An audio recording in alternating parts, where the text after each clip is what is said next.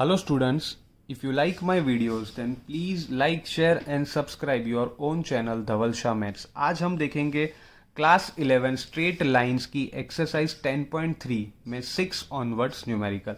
तो छठे नंबर का न्यूमेरिकल है that find the distance between parallel lines.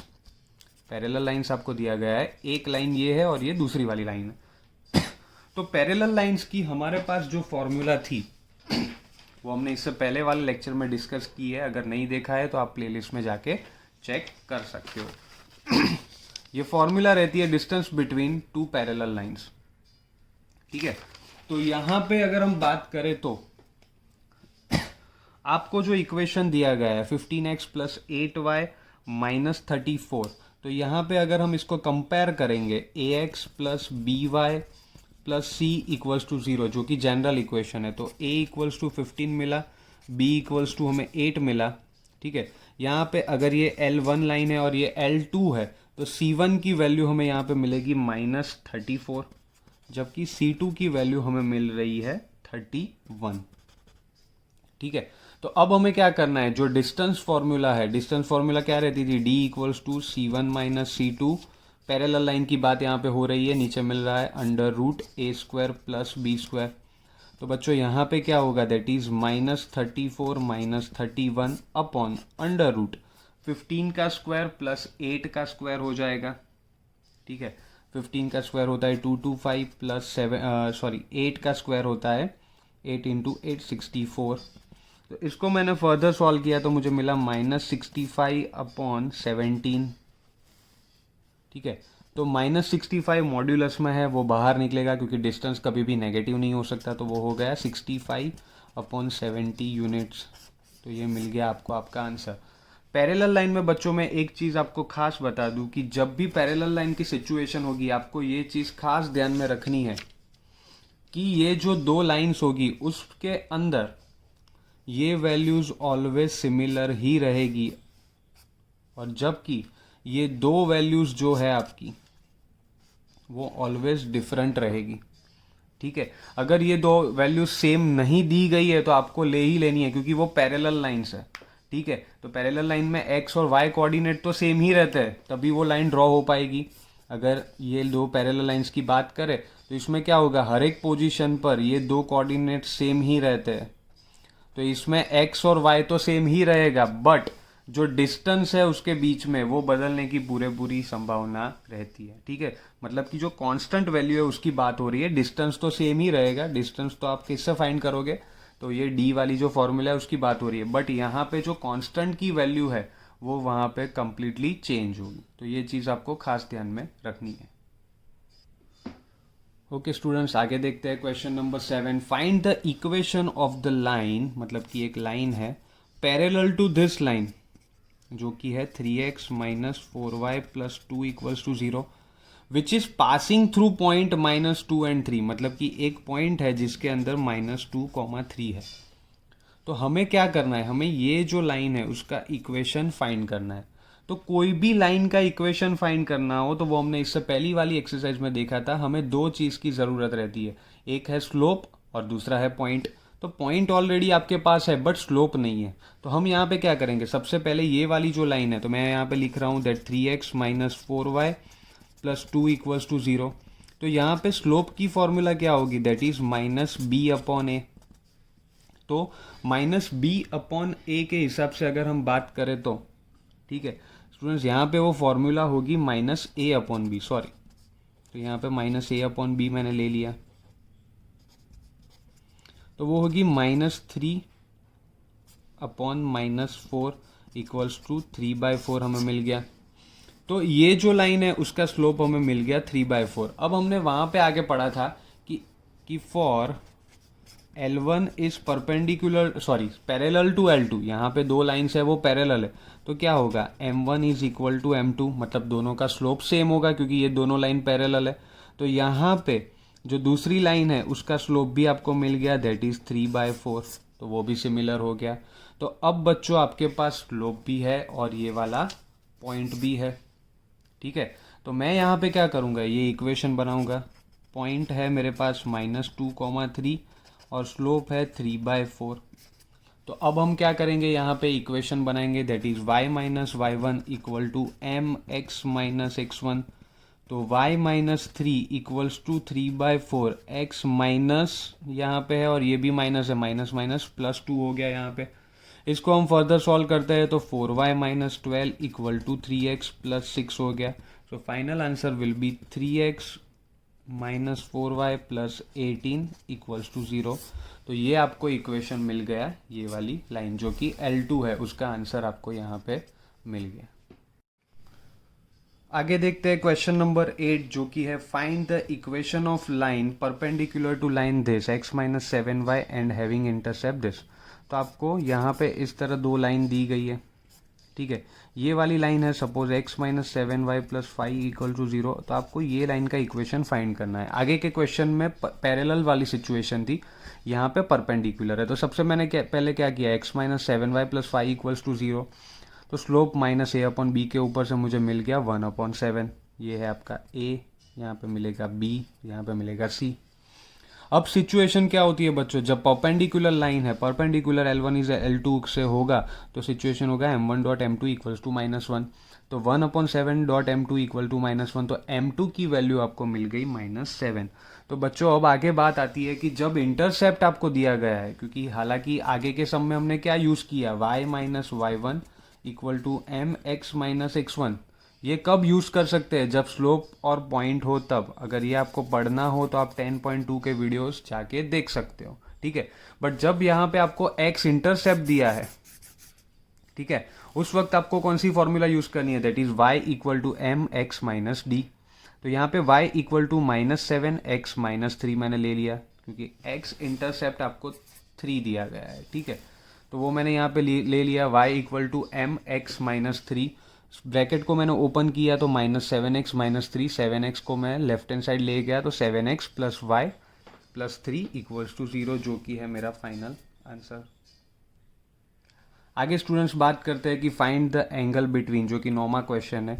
Find angle between lines √3x plus y equals to 1। एक equation है √3x plus y equals to 1, दूसरा है x plus √3y equals to 1। तो सबसे पहले हम क्या करते हैं, सबसे पहले हम करेंगे कि जब भी एंगल की बात आती है तो एंगल का इक्वेशन कौन सा रहता है, that is tan theta equals to m1 minus m2 upon 1 plus m1 m2। मतलब कि सबसे पहले हमें इन दोनों का स्लोप निकालना पड़ेगा। तो इसका स्लोप जब हम -a अपॉन b के ऊपर से निकाल लेते हैं, that is √3x plus y equals to 1।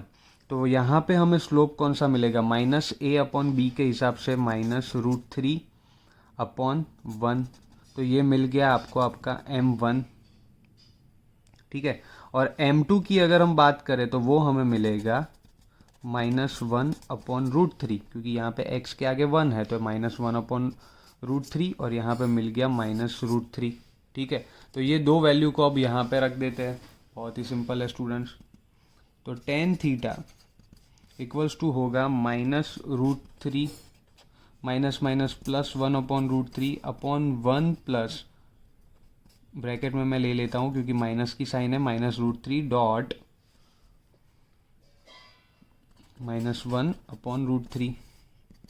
तो स्टूडेंट्स यहाँ पे क्या हो जाएगा, एलसीएम मैं ले रहा हूँ। एलसीएम लेने के बाद √3 इंटू √3 3 हो जाता है, तो -3 प्लस 1 अपॉन √3।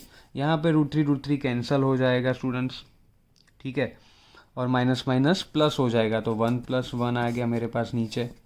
अब इसको मैंने फर्दर सॉल्व किया, -3 प्लस 1 दैट इज -2, √3 नीचे चला गया, √3 यहाँ से नीचे चला गया, 1 प्लस 1 2, तो 2√3 आ गया। तो फाइनली मुझे मिला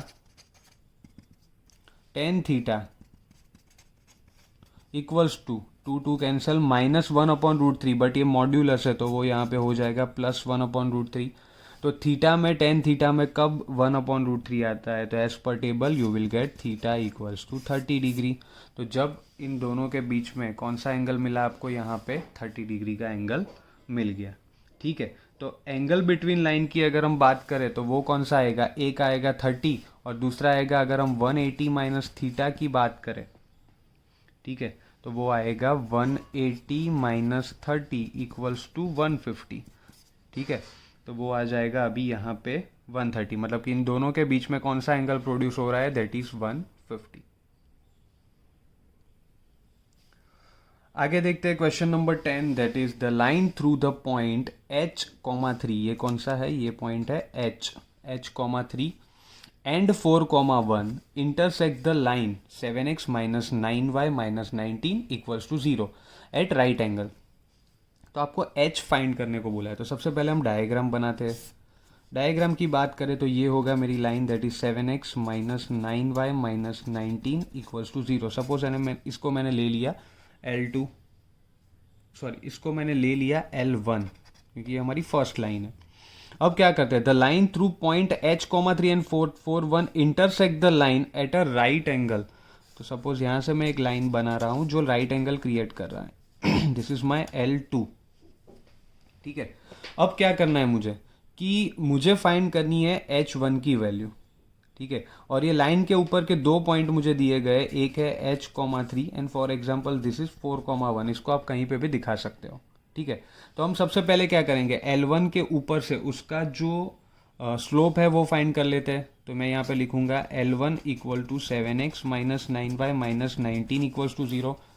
तो उसका स्लोप होगा विच इज M1, तो वो हमें माइनस a अपॉन b के हिसाब से मिलेगा 7/9 माइनस a अपॉन b।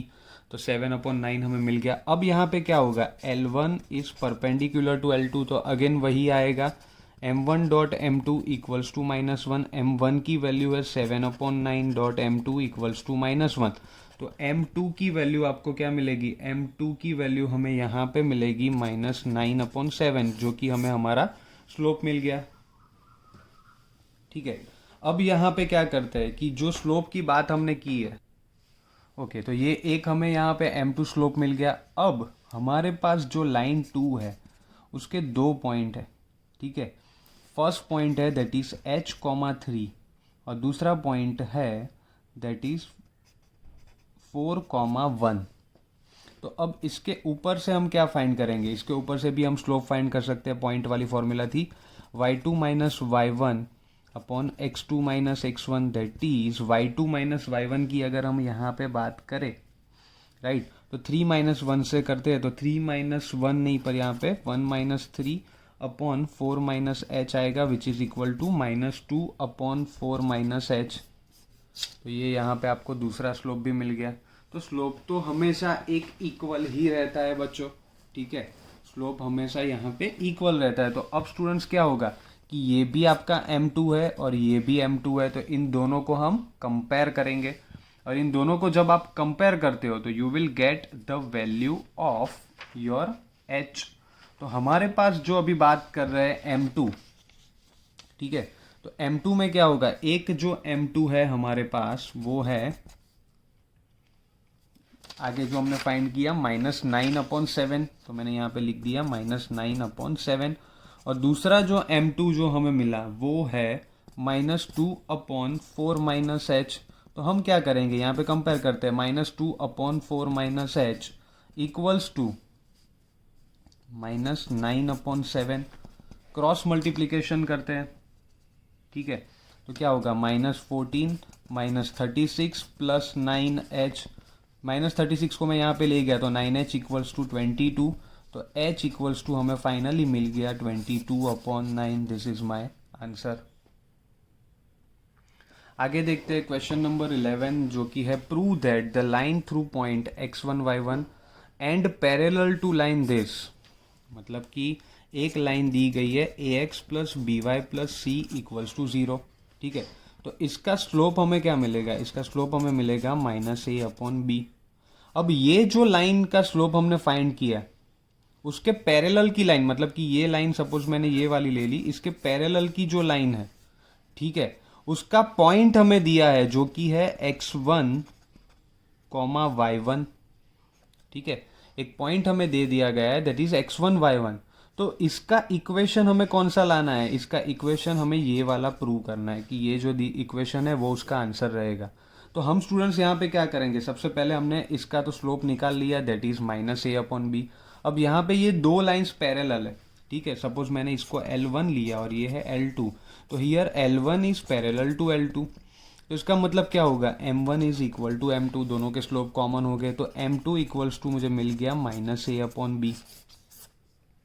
ठीक है बच्चों, तो अब यहाँ पे क्या होगा, स्लोप मिल गया, पॉइंट तो ऑलरेडी है ही हमारे पास, ये जो हमें स्लोप मिल गया और पॉइंट हमारे पास है, तो इसके ऊपर से हम यूज कर रहे हैं that is y minus y1 equal to mx minus x1। ठीक है, तो यहाँ पे ऑलरेडी आपके पॉइंट भी x1 y1 ही है, जो यहाँ पे आप देख सकते हो। ठीक है, तो मुझे क्या करना है, सिर्फ y minus y1 equal to m की जगह पे -a/b x माइनस x1। ठीक है, अब b को ऊपर ले जाए तो क्या होगा, b into y minus y1 equal to -a into x minus x1। ठीक है, अब इस पूरी टर्म को मैं अगर उठा के यहाँ पे ले जाऊँ तो क्या हो जाएगा, प्लस हो जाएगा, तो ax minus x1 plus by minus y1 equals to 0 हो जाएगा, जो कि आपको प्रूव करना था वो यहाँ पे हो गया, विच इज हैंस प्रूव। मतलब कि ये जो इक्वेशन हम लाए वो सिमिलर टू दिस हो गया है, तो this is your final answer. Hope you like my videos. If you like my videos, then please like, share and subscribe your own channel, Dhaval Shah Maths. Thank you.